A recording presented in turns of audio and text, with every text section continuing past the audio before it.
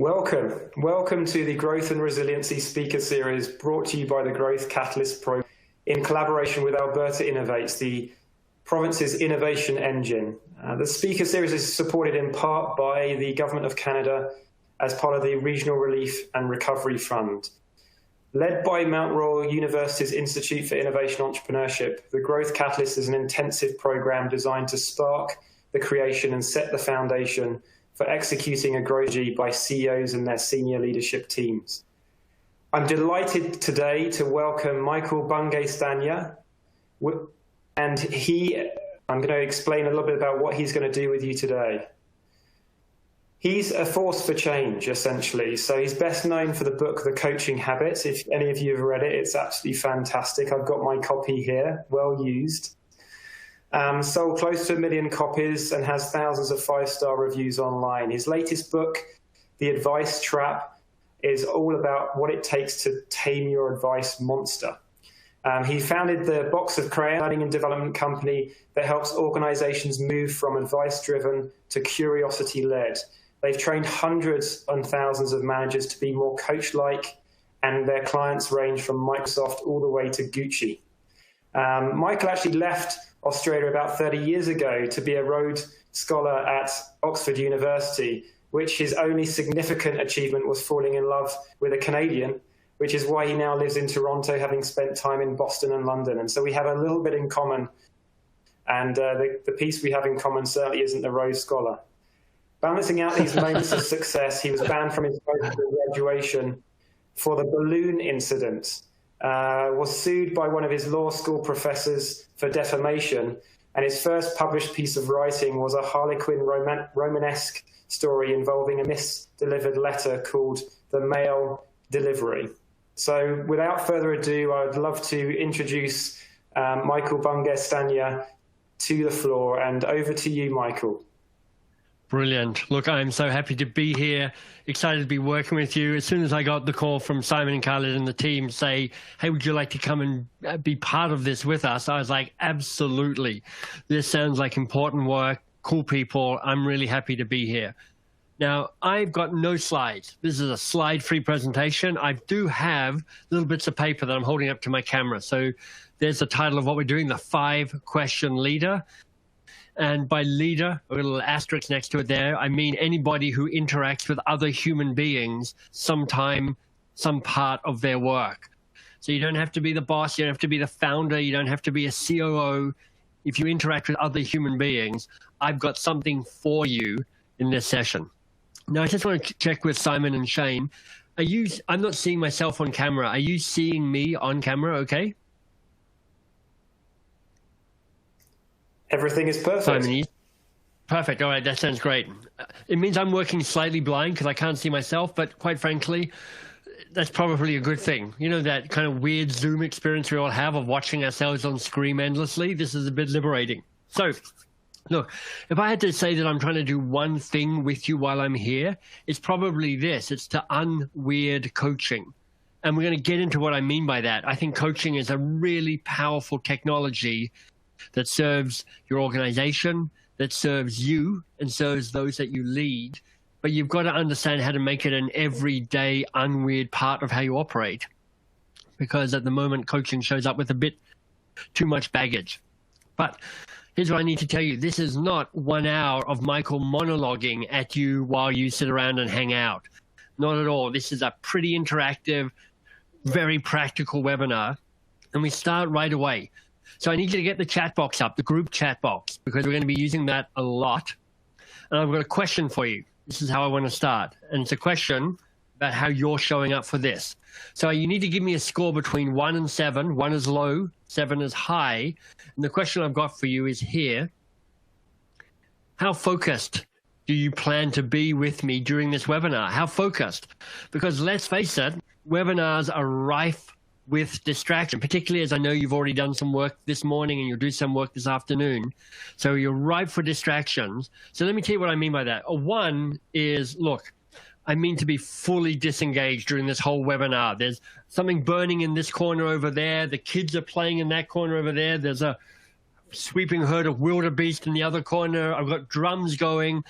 and I'm texting people on 2 different phones at the moment. That's a 1. A 7, on the other hand, is like you're showing up with a real intent to focus. You've shut down things on your computer. You've got the noise canceling headphones on. You've thrown the kids out of the office. You're bringing a real intention and a real purpose to it. So let's see some numbers. 7s and 6s rolling in, some 5s. Sandra's coming in with a 9. I'm not hiring Sandra as an accountant, but I like her enthusiasm. 9 out of 7. That's fantastic. And Dallas is joining Sandra in a 9, so that's excellent. Hey, Simon, you're going to be kind of coming in and out as a kind of co-host with me today. Let me ask you, what number are you showing up with? How are you scoring yourself out of 7 in terms of how focused you intend to be? I'm going to be a 15 for you, Michael. 15. All right. I love your enthusiasm. Look, I don't mind what number you give yourself. The choice is yours entirely. You're an adult. I'm an adult. You get to choose how you show up on these things. But here's my one request for you. Make an adjustment to your environment that gives you a better chance of hitting the number you want to hit. If you're a 2, you can kind of make your bed comfy and lie down, get ready for a nap.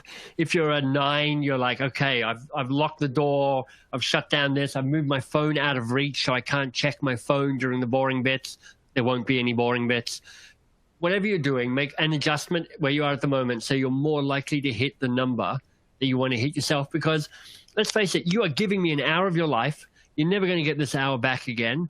I want it to be a good investment. I want you to walk out of here thinking, man, that was really good. That's helping me find more time, feel less overwhelmed, build a team that's more engaged, stay better focused on the stuff that really matters. I'm going to teach all of that to you in this next hour. Just want you to be ready for it. So this session is called the 5-question leader. So you are thinking to yourself, Michael, bring on your 5 questions. Let's see if they're as good as you seem to think they are. And honestly, I think they are pretty good. I mean, this book I wrote, The Coaching Habit, it's sold almost 1 million copies now, which is particularly sweet because I spent 3 years pitching it to a publishing company that kept turning me down. So in the end, I self-published it. So not only have I sold a lot of books, I feel morally superior and smug at the same time. So that's excellent. And we've trained hundreds of thousands of managers, Microsoft, Gucci, TD, TELUS, all sorts of companies. So I think we can use the tools that we've seen work with them, help you out as well in this important part of your growth journey, which is you've got traction, but how do you start really accelerating? How do you start really making a difference? But before I give you the 5 questions, we've got to start somewhere else. We've got to start on the 3 vicious circles that managers and leaders and team members like you are facing every day. I'm going to go through the 3 circles, and then at the end, I'm actually going to ask you which of the 3 vicious circles feels most real for you right now, most real for you. So here we go. Vicious circle number 1 is an over-dependent team, an over-dependent team. So here's what the vicious circle kind of looks like, what it feels like. The more they come to you for answers, the more you give them the answers. But the more you give them the answers, the more they come to you for the answers. But then the more they come to you for the answers, the more they... And so it goes. And before you know it, somehow you have sucked all sense of self-sufficiency and autonomy from this team. They're slowly draining you of energy and life. They've lost any sense of independence. And you're thinking to yourself, look, I'm just trying to help. But what's happened? I hired these really capable people, and somehow they've become less capable under my watch. Now, if you're thinking to yourself, oh my goodness, this is exactly true for me, and you're actually sitting with your team, don't look at them. I mean, that's slightly uncool. Don't point any fingers just yet, but it's useful to understand. Does that feel true for you? Are you noticing an over-dependent team? That's vicious circle number 1. Vicious circle number 2 is a sense of overwhelm. Sense of overwhelm. I know this will ring true for some of you. This is what it looks like and sounds like. The more that ends up on your plate, the more you lose focus on the stuff that really matters. The more you lose focus on the stuff that really matters, the more that ends up on your plate. The more that ends up on your plate, the more you lose focus. And then you're stuck into this snowballing effect. So you get that, I don't know, that slightly fluttery feeling in your chest, which is like, I will never be on top of things ever again. Even if I never sleep again. Even if I do email for the rest of my life, I'm never going to see the bottom of my inbox. I've got emails there dating back to 1972 that I haven't replied to yet. There's that sense of there's always too much. So number one, over-dependent team. Number two, a sense of overwhelm. Here's a number three. It's a sense of disconnect. Disconnected from the purpose of your company. Now, this might not be as common with all of you because I know you're in relatively small companies at the moment, so there's a kind of better line of sight to the work that you want to be doing and the difference you want to be making in the world. But just, I'll bring it to life for you. The less impact you have, the more you kind of give up and you resign yourself to what's going on. The more you give up and resign yourself to what's going on, the less impact you have, less impact, more resignation, less impact. And in some ways, it's like you're just giving up. You're saying, look, I'm a small cog in a machine here. I don't hate my job. I'm busy. I get paid well enough. But I've kind of lost the what Simon Sinek would call the why of the work, the purpose of the work. So there we go. Those are the three vicious circles. Sense of over-dependent team, a sense of overwhelm, over-dependent, overwhelm, and then a sense of disconnect. My bet is that all three of them ring true to some extent with you, but I'm curious, in the chat box, please, which of those three vicious circles felt most real for you right now? Let's see it in the chat box.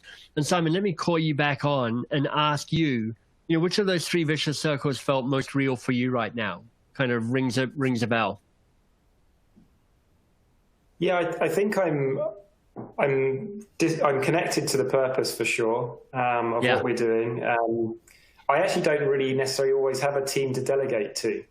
Sure. So what that can mean is that you can feel overwhelmed as a consequence of them. So I almost feel like, it's probably number two, but wanting and needing a team to support.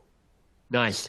And I'm seeing a bunch of things going through in the chat, which is wonderful. Thanks, everybody, for participating. It makes it a richer experience. And you're also getting the wisdom of the group here as well. So it's a kind of additional layer of the learning. What are you noticing from the chat, Simon? What are you seeing there? Any patterns showing up? Yeah, I mean, I think a lot of people are coming back with suggesting that they're potentially overwhelmed with what they're doing, for sure. And, we're living in this time now, Michael, of this efficiency. It feels like hyper-efficient world, doesn't it? That we can actually do more. We feel like we're working longer hours. So to what extent this is becoming an even more compacted phenomenon or not is interesting. Yeah, totally. When I've done this with lots of people, and definitely the overwhelm is the one that's kind of got the most resonance across most people. There's very few people these days hitting Friday afternoon going, I'm just going to play Tetris for a couple of hours because I've just got nothing else to do. Everybody's like, oh, there's always stuff that's slightly falling off the edge of my table or risk of being broken. But what I also notice, if I'm doing this live, in the good old days when I used to do it live, I go, does anybody anybody have all three ring true? And at least a third of the room go, yeah. I totally see how this, in some ways, I've got an over-dependent team. They become too needy. They're not as confident and as competent and as self-sufficient as I would like them to be. Definitely the overwhelm. And, honestly, even if you're a CEO, even if you're the founder of a company, there's a way that you can lose sight of the purpose, the why of the work, because you get swept into the day-to-day just trying to make it all happen and make it all work. And you lose that source of energy that the purpose can give you. So thank you, everybody, for what's coming through. Really lovely. And I bet some of you at least are thinking, okay, the three vicious circles, I'm feeling it. I'm feeling the pain. Michael, can these 5 questions help me with these 3 vicious circles? And the answer is, of course. Of course the 5 questions can help you with the 3 vicious circles. In fact, the reason I'm getting you to kind of sit in that experience for a bit is I want you to feel a bit of the pain of what's going on. Because unless you feel a bit of the pain, there's no way you're going to start using these 5 vicious circles. Five fantastic questions. But before I give you the 5 questions, because you're going to love them when we get there. Love them. I'm sure of it. Your fellow Canadians are definitely going to like these. I can't give them to you just yet because I'm going to give you something else before we go there, another model. And this is actually going to help with productivity and focus. So for all of you in particular who went, overwhelmed, this will help. This comes from an earlier book I wrote about 10 years ago called Do More Great Work. And the starting proposition is this. There are 3 different types of work: bad work, good work, great work. Bad work, good work, great work. And what I like about this model is that as soon as I tell you everything you do can be divided into these 3 buckets, bad, good, and great work, you immediately have a sense of what I'm talking about. So let's start by this. In the chat box, here's what I would like. What do you think I'm talking about when I say bad work? What do you think bad work is? Give me your best guesses in the chat box. I'm going to call Simon up to kind of go, all right, Simon, what do you think I'm talking about when I say bad work? So Simon, what's your best guess? I would say work that doesn't necessarily lead to the purpose or impacts that you're trying to achieve in your, sure, overall in the long term. It's those daily actions that you're trying to layer on top of each other. Yeah, beautiful. And we're seeing some of that coming through from people here as well. Work that doesn't move the needle, low quality, seems effortful, no purpose, redundant work. All of that is absolutely on point for sure. It's worth distinguishing between quality and impact in terms of how we're measuring the work. This is actually less about quality. One of the ironies is I bet most of you are doing your bad work at a pretty high standard of quality. It's about the counterproductive. In fact, I'm going to put it more bluntly than all of you, because you're all being very nice here. Here's how I define bad work. It's the blunt definition. Bad work is the mind-numbing, soul-sucking, life-crushing work that makes you want to pick up a pen from your desk and stab yourself in the eye. It's the work where you're like, this is my one and precious life, and I am doing this. What happened here? There's some meetings you go to where you're like, well, that's 2 hours of my life that I'm never getting back again. And, I was running that meeting. It's the bureaucracy, it's the processes, it's the email, it's all of that stuff that just feels like it's sucking you dry. And I'm going to give you a simple way of remembering what bad work is. This comes from 2 ways, in fact, 2 quick ways. First is from the UK, where I lived for a while. In the UK, there's a retail store called Richer Sounds. Very successful. In fact, have been in the Guinness Book of Records for being the most profitable store per square foot. They sell high-end kind of audio equipment. In Richer Sounds, they have something called a Cut the Crap Committee. A Cut the Crap Committee. And the Cut the Crap Committee, every year they second a couple of high-potential managers onto it, and they went, look, your job is just to go out and hunt the bad work that just inevitably happens in an organization. As soon as there are people working together, bad work starts showing up. The second way I want you to remember bad work is to give you an acronym from my home country, Australia. The acronym, the word is WOMBAT, W-O-M-B-A-T. WOMBAT stands for a waste of money, bandwidth, and time. And if you're thinking to yourself, man, I can feel the occasional wombat running through my life, it means that you, like everybody, actually has bad work right now. So that's bad work. You get what that is. In summary, mind-numbing, soul-sucking, life-crushing work. Work that you're like, why am I doing this? We'll get back to that in a second. But before we get back to bad work, let me talk about the second type of work, which is good work. How would you define good work? Take your best guess in the chat box for me. And Simon, let me pull you back on. What's your best guess around how you define good work, Simon? Feels like this is an exam. The best way I would describe good work is the work that you need to conduct on a daily basis. So you need to do it to be successful. Yeah. So it's going to inch you along and deliver things for people, but it's not going to always be the transformational work. Yeah, you're spot on. Like Michael's just put down efficient and effective. Khaled's saying the work that gives you energy, it can be that for sure. Work a day, it has to be done from Terry. You're all spot on. In fact, the way I would, I'm seeing Matt say, check the box. Here's my articulation of exactly what you're saying, which is good work is your job description. It is productive. It is efficient. It is getting things done. It's work your boss wants you to do. It's work your boss's boss wants you to do. And that's true even if you're the boss, even if you're the founder, the CEO, there's somehow kind of expectations of what you do and how you do it. So good work is a key part of the mix. You need to be doing good work.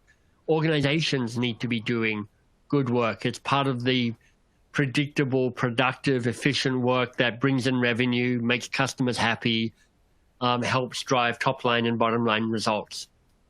But here's the challenge with good work. It keeps you stuck in a bit of a comfortable rut. You know when you're doing good work, this isn't you at your best. This isn't you at 9 out of 10. It's not you kind of stepping out to the edge of possibilities and adventure. It's you working the work, doing the work, being efficient, getting things done. It's you in a bit of a comfortable place. And here's a way of testing it. Let's imagine that it's Friday. Now, a year ago, I'd say, imagine it's Friday and you're driving home from work. But these days, nobody drives home from work. So it's Friday, and you're moving out of whatever your home office is into the kitchen to grab a beer or a glass of wine or a post-week celebration, because we're going to pretend for a moment that you stopped work for the week on a Friday afternoon. As you're holding that glass of good Australian Shiraz or some other beverage, you're thinking to yourself, it's been another hard week. I mean, I put in the hard yards. You know, I get up early, I sleep with my phone, I start doing email in the bed, take it into the shower with me, take it back out of the shower, get going on some stuff, but then the Zoom calls start, and then I'm kind of pulled into this Zoom call, then that Zoom call. In between the Zoom calls, or maybe during the Zoom calls, I'm doing my emails and IMs and kind of keeping up with it all. Some days I feel like I've edged a little bit behind. Some days I've edged a little bit forward. But you think to yourself, you've definitely put in your 40 hours a week or 50, or my guess is for many of you, it's closer to 60 hours a week now. And you're thinking to yourself, I've worked hard again. Man, this Chardonnay or this Shiraz, it's fantastic. But then you think to yourself, you know what? I can't really remember a single thing that I've done all week. I mean, you know you've worked hard, but it's really unclear exactly what it is that you've been doing. You think, how did I spend that 60 hours? That's a lot of time for me not to be able to exactly track. And there are probably one of two things going on. One is this: you might be suffering from early on stage something. And I'm being a bit facetious. It's probably not that. It's just the way our brain is wired. This is neuroscience 101, really kind of. I'm not a neuroscientist, but I've read a bunch of books, so I'm going to pretend I'm an expert for a brief moment. Two parts to your brain. Here you got the prefrontal cortex. It is the conscious mind. It is creative. It gives us language. It helps us understand the future. It helps us be strategic. It does all of that stuff that in so many ways makes us human. It's one of the most recent parts of the brain. It is brilliant, but it is a limited resource. And the brain's entire modus operandi is to be efficient. So when the brain is doing good work, it says, don't use up this. This is the metaphor is like, this is like a small vial of precious liquid. You don't want to use that up. Get to use the engine of the brain, the unconscious brain, right back here, right back here. They say that 90% of brain activity is back here. They say 40 to 55% of your daily work is habitual. It kind of runs mostly on automatic. And if you're thinking to yourself, yeah, I'm working really hard, and I can't really remember how I'm spending so much of my time, that's 50 to 60 hours a week, my bet is it's because you got probably a lot of good work going on for you right now. So bad work, mind-numbing, soul-sucking bureaucracy. Good work, so bad work is that. Good work is your job description. Great work is the third and final type of work. So again, in the chat box, what do you think I'm talking about when I say great work? What does great work mean? You can take your best guess at that in the chat box, and I'm going to call Simon up for the next question on his exam. Simon, what do you reckon? How would you define or talk about great work? I mean, I would say great work fulfills you psychologically, helps you shift something in a quite a transformational fashion, and makes you feel like you've really moved on in either your thought process or you've helped other people actually shift their thought process and organizations, etc. Beautiful. And some really good stuff coming through in the chat box. So advancing knowledge, things you remember at the end of the week from Garrett, exactly. Above and beyond, transformation. Rick's pointing to innovation, disruption, and change for sure. Is that Greg, I think, about adding new value? Brody, fulfilling, doesn't feel like work, for sure. Viola adds value to others and you learn something. I love the learning piece. You just added Viola, that's smart. I'll give you my fast definition of what great work is. It's the work that has more impact and the work that has more meaning. Work that has more impact and the work that has more meaning. You need both of those contributors to make it great work. It's got to be the Pareto effect, the 20% that makes 80% of the difference, the key thing for you to focus on that will have the most impact in the work that you're doing, that needs to exist in the context of your working life. But it's also going to be the work that lights you up, that makes you go, yeah, I get meaning from this. Yeah, I find my values reflected in this work. This is what keeps me engaged. And, I was just talking to the chief learning officer of one of the top 3 pharmaceutical companies in the world just before I jumped on this call. And we were just kind of, violently agreeing with each other around the 2 drivers of organizational life. One is, are you doing work that puts the stuff out in the world that solves a problem, that makes a difference? Do you have engaged people doing it? And if you can increase great work, work that has more impact, work that has more meaning, you then elevate your company. And it doesn't matter if you're running, a 300,000 person company or you're running a 5-person company. That hunger to find the right balance between bad work, good work, and great work is, in many ways, what it means to be strategic.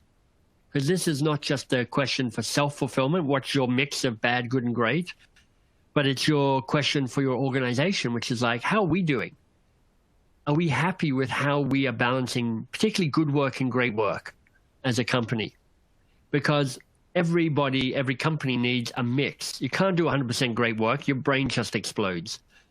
But part of what strategy is, this is one way of thinking about strategy, is like, do we have the right balance between the good work, the everyday efficient work that drives revenue, creates predictability, helps position ourselves in the marketplace, helps differentiate ourselves, and then great work, how we innovate, how we differentiate ourselves from our competitors, how we invent the future so that we are viable and we're able to thrive now and in the future.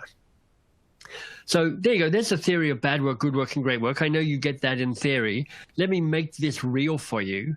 Here's what I want you to do. Pen and paper, if you don't have it already, or you can pull up a thing on your iPad, or maybe just sketch it in the air if you don't have anything handy to do it. But I just want you to draw a circle. And then I want you to think about how you spend your time at the moment, in your company at the moment, in your organization at the moment. And I want you to divide it up into how much bad work, how much good work, and how much great work you currently do. If you want to make this even more useful for you, give an example of bad, good, and great for you right now. I'm going to give you just like 90 seconds for this, so it's a fast exercise. Take your best guess. But what's your current mix between bad work, good work, and great work? And what are some examples of each? And in a minute and a half, I'm going to ask you to kind of share your percentages, and I'm going to ask Simon to do the same. So Simon, I need you to do this exercise so we can debrief it together.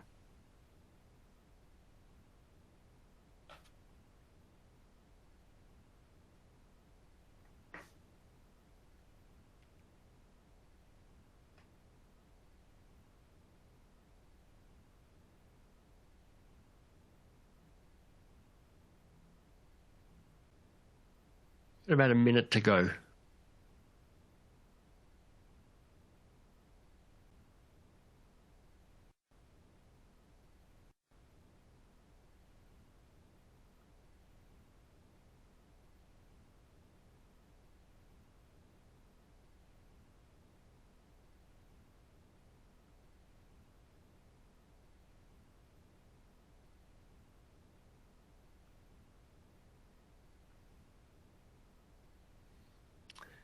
Just 10 seconds to wrap that up.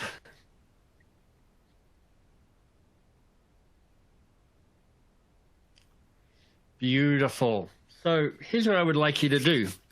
as much as you're willing to share, and you don't have to share this because I know this might be a bit, perhaps something you want to keep private, particularly if you're sitting next to your boss or something right now, metaphorically or literally. But I'd be curious to know what your splits are. I mean, roughly, what's your bad, good, great work split in your chart?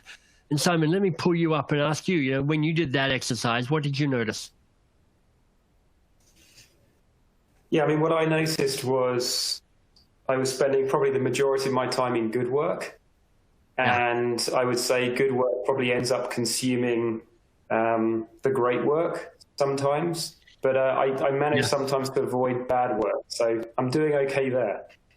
Nice. So I'm seeing some numbers rolling through and appreciate people sharing this. And what I'm seeing here is really typical, which is for most people, and I've probably asked well over 100,000 people this over my time. Most people have somewhere between 10 and 25% bad work, somewhere between 20 and 80% good work, and somewhere between 0 and 25% great work. 0 and 25% great work. There are very few people who are nudging over 50% great work. In fact, when I ask people that, I go, okay, let's imagine I'm in a room. Hands up everybody who's got more than 50% great work. It's typically about 1 person in 100 sticks up their hand to say, I've got more than 50% great work. I'm seeing Anita has got 50% great work at the moment. And Anita, here's the good news in some ways. If you were hanging out with everybody live rather than doing this virtually, nobody would want to talk to you after the workshop. Luckily, everyone's going to forget that you're the person with more than 50% great work. Oh, and Fiona's joining you as well. So, oh no, she's not. 25% great for Fiona. Here's the better question, though, in all of this, because numbers are just numbers. There is no magic number. There's no magic combination where you're like, oh, I should have X% of this and Y% of that. It depends. Depends on the context, on the year, on the team, where you are in the cycle of the work that you're doing. The real question that can be helpful here is, does anybody feel like they've got too much great work right now? Anybody going, look, I have too much of the work that makes a difference, lights me up, gets me excited. You can put a Y or a yes in the chat box if you're one of those people. And that is a rare thing. I really meet very, very few people who've got that's actually the 1 in 100 people who stick up their hand. Actually, no. When I ask people who's got too much great work, I think I probably had 4 or 5 people in the entirety of my life go, I've got too much great work right now. And honestly, I'm not entirely sure that they understood the question when I asked them that. So the question is, because if it's true for you, it's true for the people that you lead and the people around you. If you're looking at your numbers and going, they're not where I want them to be, that is absolutely true for everybody else in your organization. And what I would hold for you is this question, what if we could increase the great work we do around here by 10%? At an individual level, at a team level, at a unit level, at a company level, what if we increased the great work by 10%? What difference would that make? And you can see here where we're asking a question that bridges both personal care and self-care and, are you overwhelmed? Are you trying to do too much right now? And also strategy, which is like, how do we stay focused on the stuff that really matters? And that's what I think the 5 questions can help you with. And that's what we're about to dig into. And you would think by me holding up the 5 here, you're like, okay, at last, we've waited half an hour for this. When's the 5 questions going to come? Really close, but we're not there yet, because before I give you the 5 questions, I want to talk to you really fast about the 5 ways you want to resist coaching. Even though you're thinking to yourself, man, this is the best webinar I've ever had. Michael's engaging, self-deprecating, funny, practical. Part of you is like resisting this whole idea of coaching. I want to put that elephant, or maybe it's a moose on the table, and name it. So here are the 5 ways that you resist coaching and my 5 counter arguments to it. Number 1, people go, look, I don't have time for this stuff. I think I know what you're talking about with coaching. And if it means a 30-minute or a 45-minute or an hour-long call or conversation with somebody on my team every week or 2 weeks. There's no way I have time for that. And I agree entirely. There is no way you have time for that. If you can't coach in 10 minutes or less, you do not have time to coach. And now some of you are thinking, well, that's interesting, 10 minutes or less for coaching. I like the idea of that, but I still don't have time to coach. Because even if I could coach in 10 minutes or less, I don't have time to add coaching to all the other stuff I'm doing just to try and keep my company going. And I go, exactly. You don't. Coaching is not additive, it is transformative. You need to transform what you're currently doing so that you can be more coach-like. It's not trying to pour water into a full glass. It's about trying to transform the glass and turn the water into something more interesting. Then people go, okay, but Michael, I don't want to be a coach. Like I'm a COO, or I'm a finance person, or I'm a founder, or I'm a marketer. I like those titles. I like those jobs. I like that expertise. Don't turn me into a coach. I don't want to turn you into a coach. I want you to be you, contributing to your company, being more coach-like. That's what I'm hungry for. Don't be a coach. I don't want you to be something that you're not. I want you to be more coach-like, a leadership behavior. Number 4, people go, but I don't even know what a coach is or being more coach-like is. It's just a word I've heard 1,000 times, but I don't know entirely what it actually, how you define it. So let me give you the definition, and then we're going to get into the 5 questions. Coaching is, can you stay curious a little bit longer? Can you rush to action and advice giving a little bit more slowly? Because here's what I know to be true about all of you, and I've never met you. You're all advice-giving maniacs. I mean, you are. You love it. Somebody starts talking, and within about 30 seconds, you're like, if you could just shut up now, I've got the thing I want to tell you in my brain. And that's the pattern of behavior we're breaking. Can you stay curious a little bit longer? Can you rush to action and advice giving a little bit more slowly? And why? Why would you do this? Is the 5th resistance. What's in it for me? So you can work less hard and have more impact in the work that you're doing. And if any of those 3 vicious circles rang true for you at the start, overdependent team, sense of overwhelm, loss of a disconnect from the work that matters, asking these 5 questions can help break those 3 vicious cycles. So let's do it. Let's get into the 5 questions. I'm going to do it like this. We're actually going to do some real life coaching with you. I'm going to take you through the 5 questions, but I've got a challenge for you that I want you to think about, which is, how do I do more great work? Because there's nobody here who's going, I've got too much great work. I'd like all of you to do more great work. I'm going to coach you using these questions live. I'm going to teach you the questions. We're going to explain them a little bit, and then you're going to share your answers in the chat if you'd like, or just write them down personally if you'd rather not share. But what I want to kind of set you up with, and Simon, I'm going to be asking you these questions live, so I need you to be thinking about this as well. It's like, if you could put your time and attention onto something at the moment, and this might be something that you've already been thinking about today. If you had to name something as kind of like your great work project, if you had more time, more energy, more resources, what would you focus on? What would you commit to? What would you get into? It's like name that great work challenge, that great work project. What's that going to be? Coralie's saying she's liking the format. Thanks, Coralie. I'm enjoying it too. And we're going to jump into it. So what's the first question? It's the kickstart question. If you buy into this whole idea of not being able to coach in 10 minutes, if you can't coach in 10 minutes or less, you got nothing, then you're going to love the kickstart question, because it's a way of accelerating into a real conversation that matters fast. It gets you into the juicy stuff. So the kickstart question is this: what's on your mind? What's on your mind?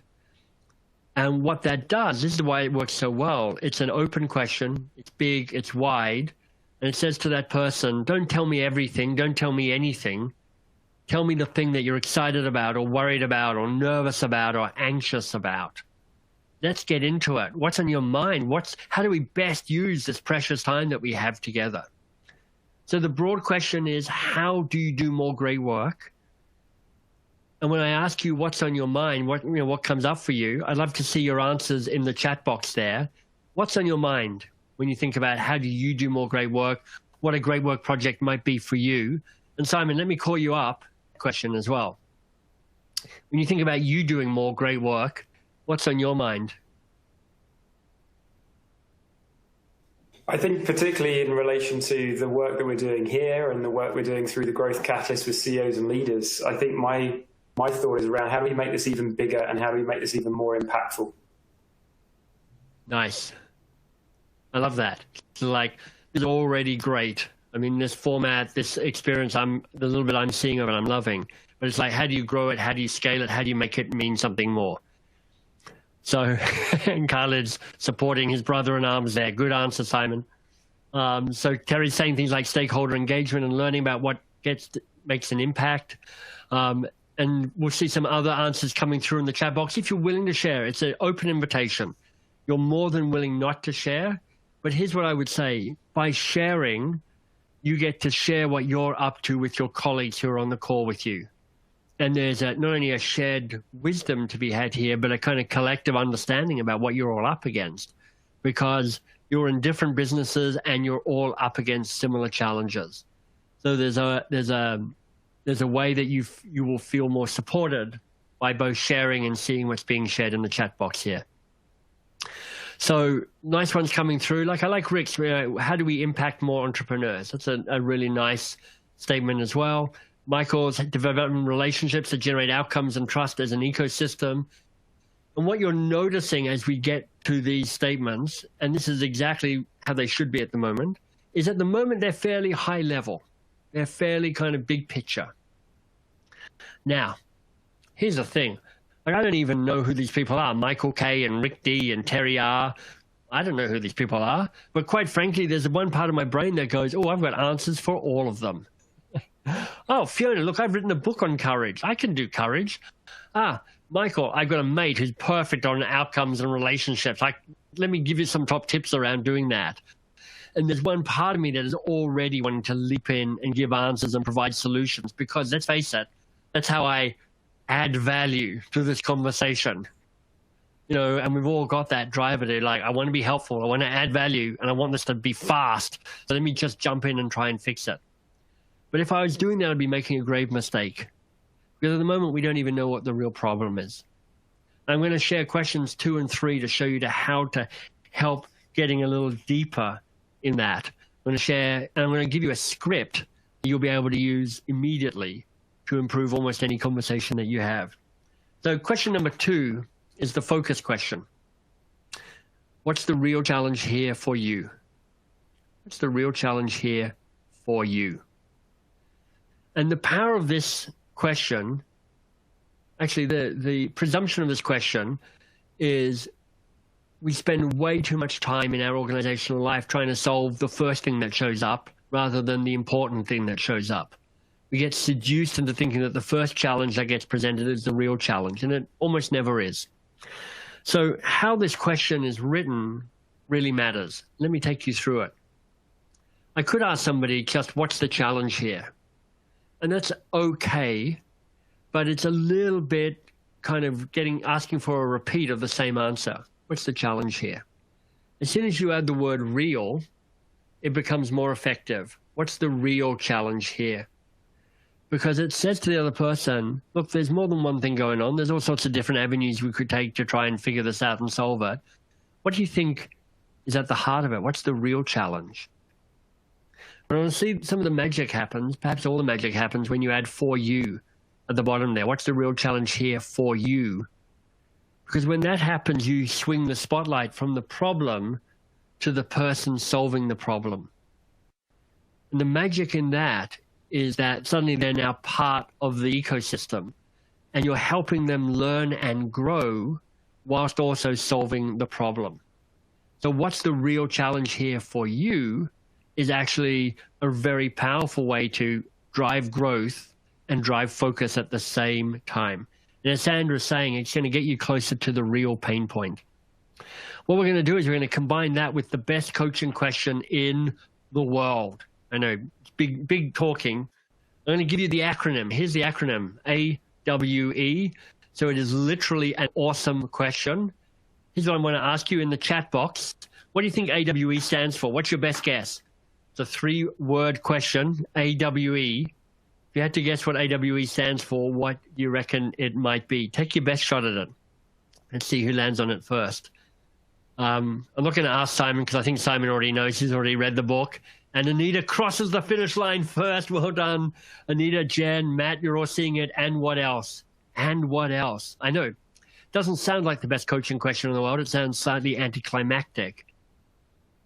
But here's the thing. Their first answer is never their only answer. It's rarely their best answer.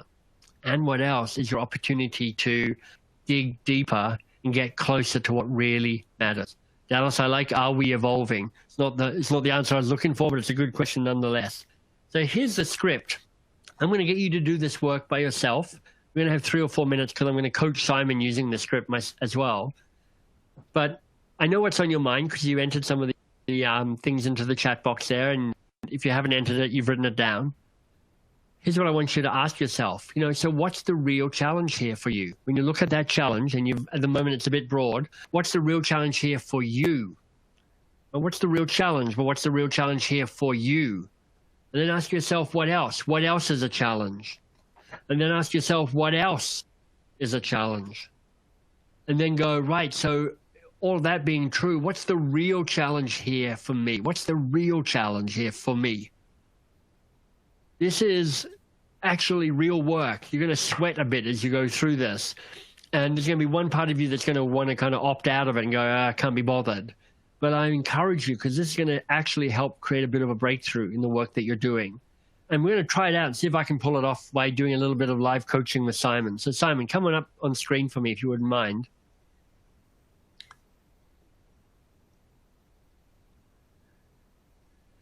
And Simon, will you just give us a restatement of when you said what's on your mind before? Can you just give me a restatement of what that is? Yeah, it's about programming for working with entrepreneurs, business owners to scale their business, about how do you make that even more impactful? How do you make it even bigger? Perfect. And you can just feel that that's a really great statement of intent for this as a program overall. But here's what I'm curious, Simon. When you think about that, what's the real challenge here for you in that scaling?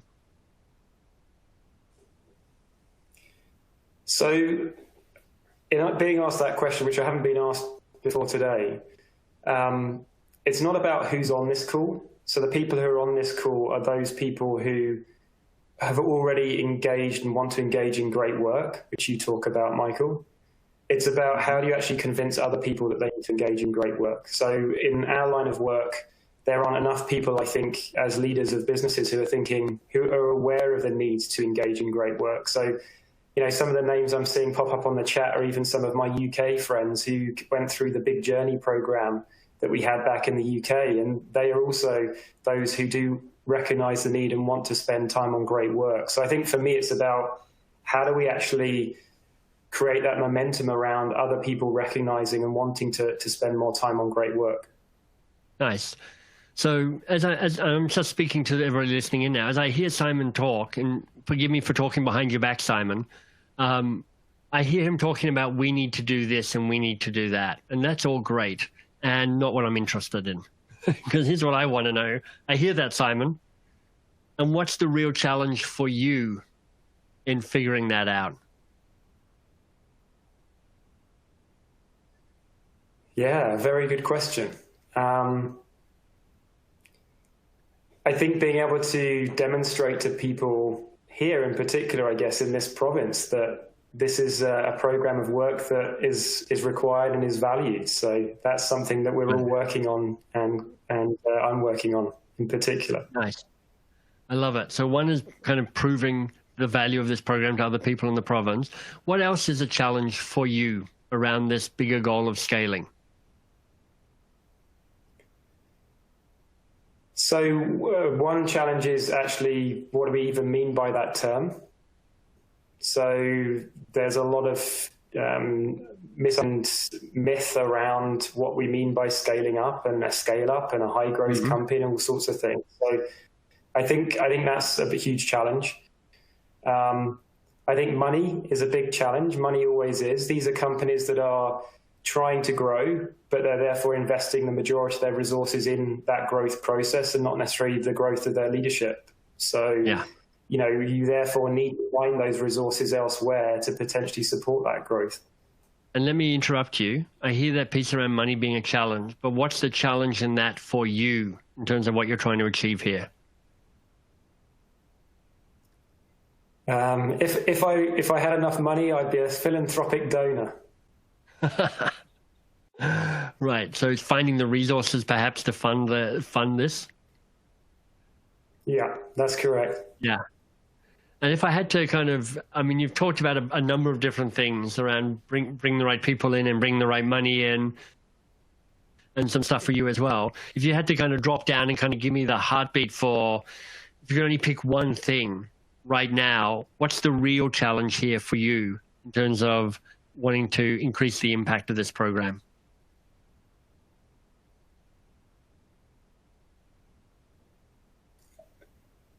Yeah, it's a really hard question, and these shouldn't be easy questions for sure. And I think mine would go back to, how do we open up more individuals' eyes, leaders' eyes, to the need to have time out of the business and work on the business, not just in it. Yeah, beautiful. So, Simon, thank you. I know you're kind of being put on the spot here and kind of sweating a little bit. And in fact, No worries. what was brilliant about that is we got to watch Simon work.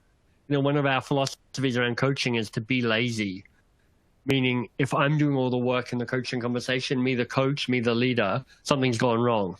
And those little moments of silence as you watch Simon try and figure this stuff out in his head, that's it. That's the work. That's Simon getting new insights as to what's going on, new clarity about what matters. Oh, excuse me. So this is the power of this conversation, which is by asking that question, what's the real challenge here for you, and staying curious about it. So often the challenge actually shifts and changes and drops down to be a little deeper. Simon started off broadly, my language, but we need to scale this program. And it dropped down to going, how do we make a compelling case to persuade people to invest time out of their business to join this program? It's a totally different challenge, but becomes much more real and much more tangible. So that's 3 of the 5 questions done. The kickstart question, what's on your mind? The focus question, what's the real challenge here for you? And the or question, and what else? We're going to stay in the same conversation, but I've got another question I want to share with you, which is the foundational question, which is, what do you want? What do you want? This can be really helpful to get grounded in the, I know the outcome that I'm after. I know the result I'm going for. Because once people see that outcome, once people own what they want, it often is the generator of action and commitment. So even as you work through this and you think to yourself, all right, I know what the real challenge is for me, I'd be curious to know, what does that tell you about what you really want? What are you really hungry for? What's the outcome, the success, that next thing that the challenge tells you is real for you? So again, if you wish, sharing it in the group chat, really powerful. You could share the real challenge for you and what you want, as much as you want. The choice is yours. Simon, let me pull you on and ask you, so if the real challenge gets us closer around, making the case for people to take time out of work, what do you want? What do you want in this?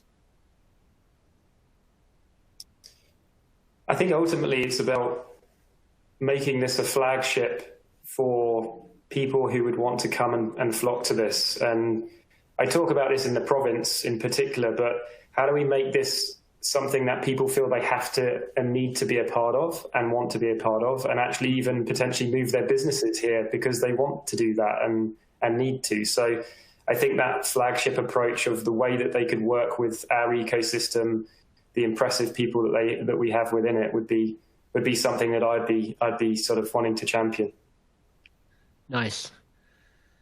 And this could be just me projecting, but for everybody listening in, as I hear Simon, the shift in energy from where it's the start, which is a bit kind of a little tired, I've got to scale, how do we scale? to actually getting clear about this needs to be a flagship program. It needs to be a lighthouse. It needs to bring in the people that would resonate with this work. That feels like a different place. It feels like a richer conversation. It feels that if I was to guess which call to action Simon is going to respond to, is it scale this or is it make it a flagship? It feels like the latter, and you could feel that coming out through the question. And if we had more time, and if I was coaching Simon, I'd go, man, I love that. Flagship in Alberta, absolutely. So let me ask you this. What's the real challenge for you in turning this from just a program to a flagship program? What's the challenge here for you? And you could see how I'm just recycling that question to get deeper and wiser about it. I'm going to share the fifth question in just a minute. I'm going to tell you two things that I want. I want you to go check out my website, mbs.works, in part because I literally put up a new website there yesterday. And I'm so excited that I want some people to go and see it. And actually, there's two reasons you might choose to go there. One is I've got a new download there, which is like the first step in mastering a hard change. But the thing that might be interesting for you is actually a free program called The Year of Living Brilliantly. It's 52 teachers, 52 key lessons on how to be a more effective human being in life, leader, strategist, human being. It's totally free. If that sounds interesting, mbs.works is the place to go. If it doesn't sound interesting, don't go there. Here's the fifth and final question, and it's actually a way of beginning to wrap up this conversation. You know, I've been talking about an hour. You've been contributing through the chat. Simon's been contributing. I want you to remember. I want you to learn. I want you to have taken something away from this. And we've covered a lot. We had the check-in question, how focused will you be? We had the 3 vicious circles, you know, overwhelm, overdependent team, overwhelm, disconnected from work that matters. We talked about the 3 types of work, bad work, good work, great work. And you did the circle to kind of do a little audit on how you're going. Then we got into the coaching and sharing the 5 questions. So my question for you of all of it, if you could only pick one thing, what's been most useful or most valuable for you from this webinar? What's been most useful or most valuable for you from this webinar? And I'd love to see that in the chat box, because you sharing your learning will help others see the learning as well. Simon, let me call you up. What was most useful or most valuable for you in all of this? I mean, first of all, I think being asked those questions, I've never been asked those questions before. I'm often on the other side of the fence trying to ask those questions. So yeah, totally.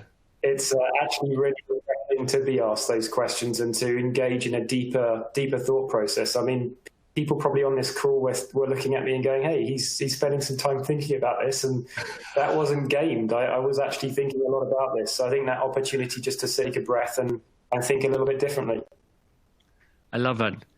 This is the power of curiosity. You ask a question, and it just opens up this moment, this heartbeat where you get to stop and go, wait, let me reorient. Let me actually think. I know for so many people here, because of where their company's at and where the economy's at and what we're all up against, action feels like the only answer.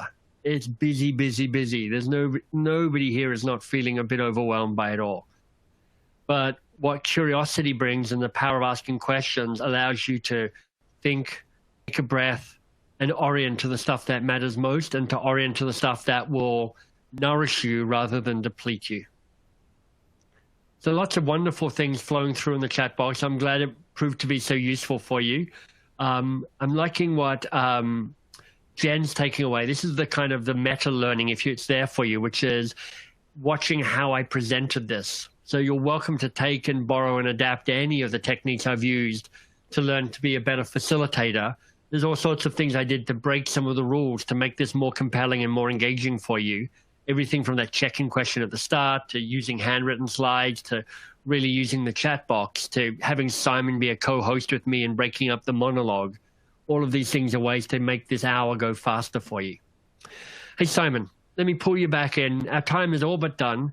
What do you want to do to kind of wrap things up and get a sense of completion here?